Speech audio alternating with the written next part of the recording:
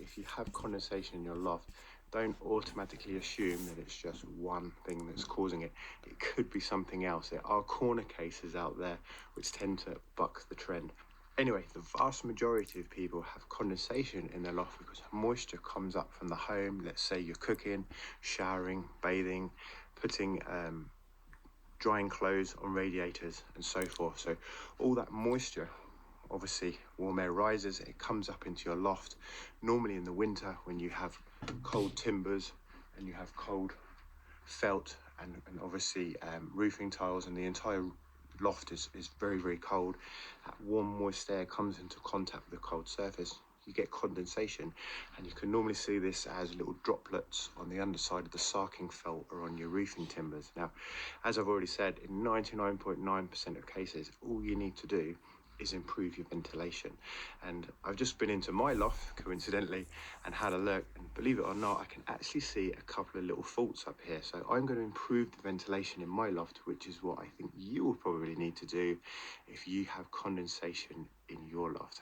Now, I don't know how well you can see this, but that is the corner of my roof. That's where the guttering is on the other side.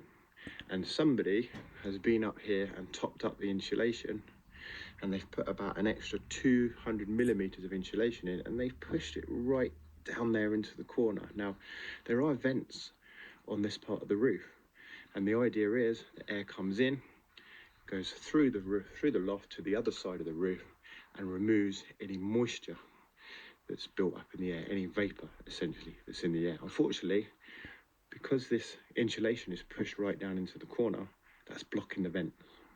So all I'm going to do now is pull all of this ventilation back, maybe 200 millimeters, and get a nice gap in there so I can get the airflow back into this loft. I must say, being in this loft, although it is July, it does feel really hot and stuffy in here. There is no airflow.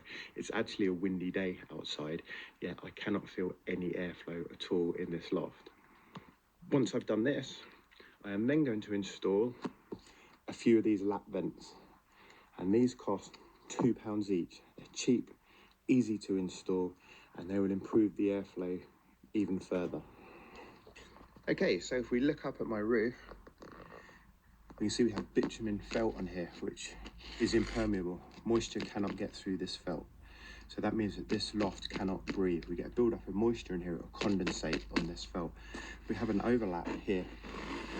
All we need to do is open this lap out to improve the airflow into the loft. And a simple way of doing that is with one of these. They only cost £2 each.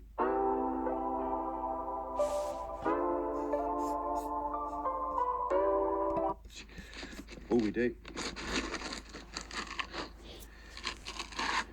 I'm doing this one-handed, so just bear with me. There we go.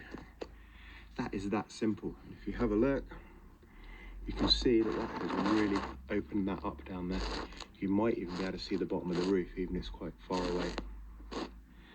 So that took all of 5 seconds to install that vent, which will improve the airflow. And if I put my hand on there, I can actually feel a slight draft coming through. Now, obviously, just installing one of these is not going to be enough.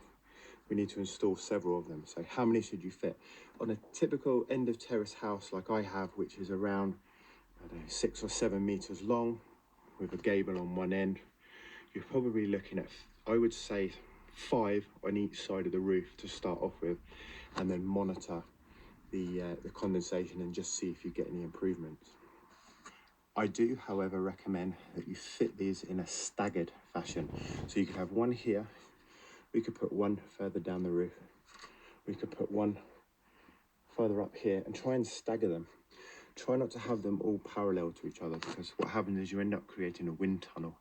So the air comes in one vent and goes directly out the other. What we want to do is to create a good airflow throughout as much of the loft as possible. So try and stagger them and make them a little bit uneven around the loft. If we were to put one here and then one behind me on the opposite side of the roof, we'll just create an air tunnel between 1 and 2 vents, and the rest of the loft won't be vented.